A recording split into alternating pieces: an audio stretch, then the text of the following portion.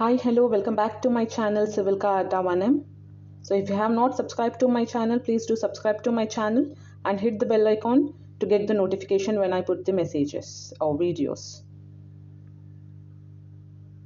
So in this video, I am going to explain about the design procedure for one-way slab. So how to design a one-way slab. So that I am going to explain here. So we'll see this step-by-step procedure. So please do watch the video till the end to get the proper clarity. So we'll see the first step now. So in design of one-way slab, first step is we need to assume the suitable depth based on the stiffness considerations, and we need to calculate the effective span. So required effective depth is equals to span by basic value into modification factor. So here in this first step, what you need to do, you need to assume any span by depth ratio in between 25 to 30, because for simply supported between, it ranges between 25 to 30. So span by depth ratio you need to take and you need to calculate it, and after that you can calculate the effective span. So that is the first step. So coming to the second step, you need to consider 1 meter width of slab and calculate the loads acting on that particular slab. So you will be calculating all the dead load, live loads, and total load you will be getting, right? So you will be getting the total load. So if you multiply that total load into partial safety factor 1.5, then you will be getting the WU. So the second step is, after finding the effective depth and effective span, you need to calculate the W and WU. So then find the factored moment and shear force. For simply supported slab, so Mu is equals to WU L square by 8 and VU is equals to WU L by 2. So where L is equals to length of shorter span. So after calculating that, you need to calculate Mu and VU. So next, coming to the fourth step, determine the minimum depth required to resist the bending moment by equating this.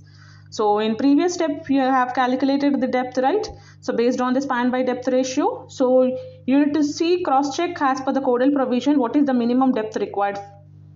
So that you can calculate Mu limit is equals to KFCK BD square. So like K is equals to, based on the Fi values, like 415 per Newton square, like that it will be based.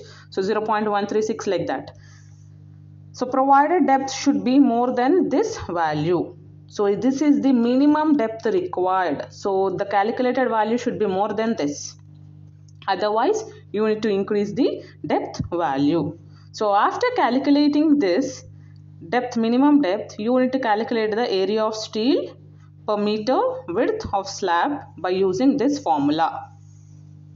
So area you need to find out AST. So Mu is equals to 0.87 Fi AST D into 1 minus Fi AST by FCK BD. So you, for this formula you can refer the IS 456 page number 96. So all the values are known values, only you need to calculate the AST. So that is the calculation of area of steel. So after calculating the area of steel, you need to find the spacing. So find the spacing of bars using S is equals to small AST by capital AST into 1000, where small AST is the area of bar and capital AST is the AST which we have calculated in the previous step. So then you will be getting the spacing, but for spacing it should not be more than 3D or 300 mm. So when you are calculating the spacing, you will be getting spacing here, and 3 into D will give here and 300 mm, right? So least you need to take. For tension reinforcement, so moving to the distribution steel. For main reinforcement we have calculated, right? So for distribution reinforcement, the provided distribution reinforcement at 0.12% for HYSD bars of gross cross section area, so that is 0.12 by 100 into B into D. So for mild steel it is 0.15%. For HYSD bars it is 0.12%, and for mild steel it is 0.15% of gross area. So after finding the distribution steel, also you need to find the spacing of distribution steel. So that is 5D and 450 mm. So we have seen in the previous step, for main reinforcement it is 3D and 300 mm, whichever is less. So same like that, for distribution reinforcement it is 5D and 450 mm. So D is the depth. So after that you need to check for deflection. So the formula to check for the deflection is L by D provided should be less than L by D maximum into modification factor. So then only it is safe for deflection. So to find that, you want the PT values. So first calculate the PT value in percentage. So then for modification factor, you can refer IS 456.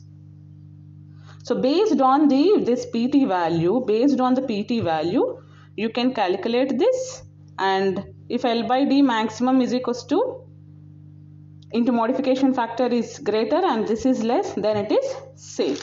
It is safe for deflection. So whereas this check for shear, so I'll explain but I'll tell it. So check for shear force Vu is equals to WU L by 2, and after getting the Vu values you need to substitute into tau V. So tau V is equals to Vu by BD. So this is there in page 72 IS 456 2000. So after that you need to calculate tau C based on the table 19, and after that you need to check for deflection length. So for deflection length also, LD is less than or equal to M1 by V plus L0. So for this formula you can refer the page 44 IS 456. So this is the check for deflection is necessary. Check for shear and check for development length are mostly satisfied in all cases of slabs. So that's why subjected to uniformly distributed load, and therefore this can be omitted in design calculation. So you can calculate only check for deflection. So after calculating all the reinforcement and spacing of the reinforcement, you need to cross check whether it is satisfying the conditions or not. So you need to check it for the deflection, check for deflection. So then you will be done with the problem.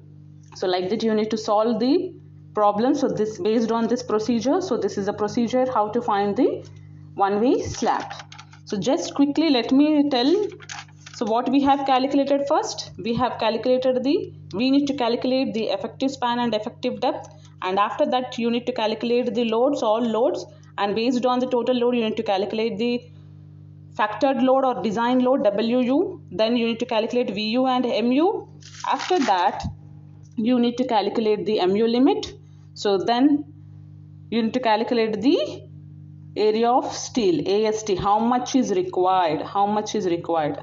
So after calculating this, you need to find out the spacing, you need to find out the distribution reinforcement, and you need to find out the spacing of distribution reinforcement, and you can check for deflection. So it is not that you need to buttify one step after another step. It is that you want how much steel is required. So you want to find out how much steel is reinforcement is required here, main reinforcement. So that reinforcement you want. So if you want that, you want MU. So you are calculating. So you need to calculate MU here. So to want MU, you want WU. So that's why we are calculating here WU. Like that, it is a steps. So this is how you need to find the problems based on this design procedure. So you can solve the number of problems based on the design procedure of one-way slab. So thanks for watching the video till the end. So please do like, share and subscribe to my channel Civilka Adda 1M. So if you want me to explain any other problems also, you can comment me in the comment section so that I will be coming up with that videos. So please do share my video. Thank you all.